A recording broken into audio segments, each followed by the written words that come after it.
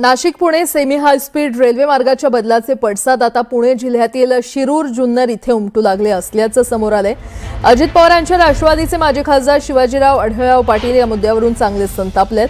पूर्वनियोजित पद्धतीनेच रेल्वेचा मार्ग व्हावा अशी आग्रही मागणी त्यांनी लावून धरली आहे। यासाठी रस्त्यावर देखील उतरण्याच्या तयारीत असल्याचं त्यांनी स्पष्ट केलं।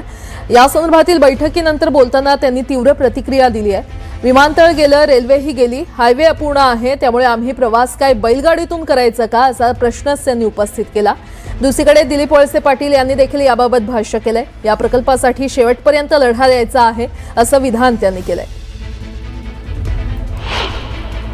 शेतकऱ्यांवर अन्याय करायचा। महाराष्ट्रामध्ये सगळ्यात जास्त प्रगत शेतकरी भाग कुठला असेल तर आपला जुन्नर आंबेगाव खेड या भागातल्या शेतकऱ्यावर आम्ही अन्याय करणार आहोत का?